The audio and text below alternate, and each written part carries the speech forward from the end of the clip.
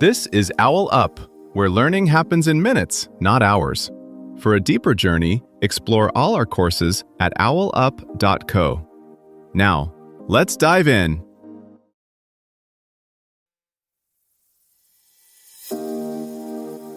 Welcome back to Chapter 4 of our series, Understanding Mental Health, Brain, Mind, and Wellness.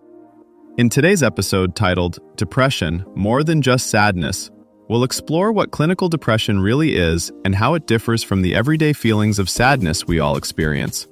So, let's dive in. Right now, somewhere in the world, depression is stopping someone from brushing their teeth, answering a text, or even getting out of bed. Yet to others, they just seem a bit off. How can an illness be invisible to most people and still shut a life down so completely? You might know someone who jokes, "I'm so depressed," after a bad day, but still goes to work, answers messages, posts memes. From the outside, it looks like a mood. On the inside, it can feel like walking through wet concrete. Every thought heavier, every task slower, every joy strangely muted. This disconnect between how depression looks and how it feels is one reason it's so widely misunderstood and so often missed. Research shows it doesn't just affect emotions, it can fog thinking, disrupt sleep and appetite, and change how the body handles pain and energy. People may seem lazy or disengaged when they're actually running on an almost empty battery. That gap between appearance and reality fuels stigma, delays help-seeking, and leaves many blaming themselves for what is, in fact, a treatable medical condition. On top of all that, depression can quietly rearrange priorities, values, and relationships. Hobbies that once defined someone may feel pointless. Social plans start to look like obligations rather than sources of connection. People might show up at work and hit deadlines, yet feel increasingly detached from their own lives, like they're watching someone else play their character. Physically, they may move more slowly or feel constantly restless. Emotionally, they can swing between numbness and sudden tears, often with no clear trigger, confusing both themselves and those around them. When professionals talk about depression, they're not just describing a really bad mood. They're referring to a cluster of symptoms that tend to travel together, show up most days for at least 2 weeks, and noticeably get in the way of living. That includes emotional pain, but also things like slowed thinking, exhaustion that sleep doesn't fix, and a kind of emotional flatness where even good news barely registers. Clinicians look for patterns across several areas: mood, interest, sleep, appetite, movement, energy, concentration, and thoughts about worth or death. Someone doesn't need to have every symptom, and two people with the same diagnosis can look very different. One person might cry constantly, another might feel nothing at all. One might sleep 12 hours, another wakes at 3 a.m. like clockwork. This variation is part of why depression is so often misread as personality, burnout, or just a rough patch. Biology also plays a role, but not in the cartoon way we often hear about. It's not simply low serotonin that a pill tops up.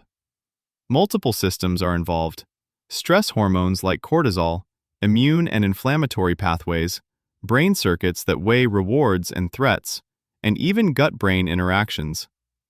Genetics can raise or lower risk, especially if close relatives have had serious episodes, but environment, trauma, chronic stress, medical illnesses, and substance use all interact with that vulnerability. Because the brain is so interconnected, changes in one system ripple through others. For example, long-term stress can sensitize the brain's alarm networks, making neutral events feel threatening, while dulling circuits that usually generate motivation and pleasure. Over time, people can start organizing life around avoiding pain rather than pursuing meaning, not because they've given up, but because their internal signal system is miscalibrated.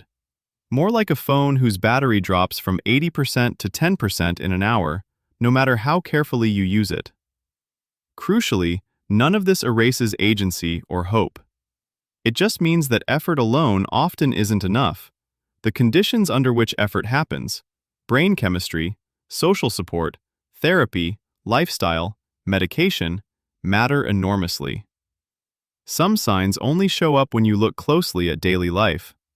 A student who used to finish assignments early might now stare at the same page for an hour, rereading the same paragraph because their focus keeps slipping. A parent may keep everyone else's schedule running while letting their own health appointments slide, telling themselves they'll catch up later for months on end.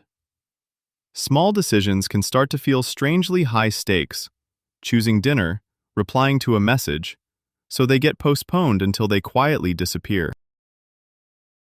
Think of it a bit like a laptop that technically turns on, but runs every program in slow motion. Nothing is outright broken, yet everything takes more effort, and the owner keeps blaming themselves for not typing faster rather than checking the system.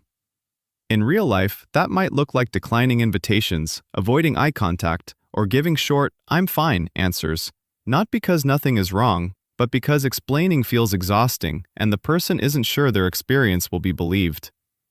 Around the corner, care may look very different. Instead of trial and error meds, data from sleep trackers, typing speed, or voice tone could flag early shifts in mood, like a fitness watch warning before a pulled muscle. Insurance rules, workplace policies, and school supports will decide who actually benefits. Your challenge this week: notice where systems around you quietly make it easier or harder to talk about and respond to low mood. Recovery rarely arrives as a dramatic turning point. It's more like learning a new recipe, adjusting ingredients until it finally tastes right. Structured care, small daily routines, and support from others can gradually rewire habits and expectations. The goal isn't to snap out of it, but to build a life that quietly stops feeding the illness. Before next week, ask yourself: 1. Looking at my last few days, when do my symptoms go beyond feeling sad, like numbness, exhaustion after simple tasks, or losing interest in things I used to enjoy? And what patterns, time of day, people, situations do I notice? 2.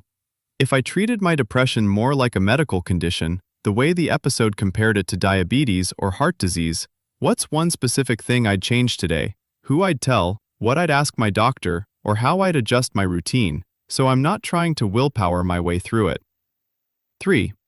Thinking about the examples in the episode of people hiding their symptoms behind work, humor, or being the responsible one, where might I be doing something similar, and what would it look like to let just one trusted person see what's really going on this week? This was OwlUp, your daily step forward. This series continues with more chapters on OwlUp.co. Visit OwlUp.co to access the complete course and continue your learning journey. See you there!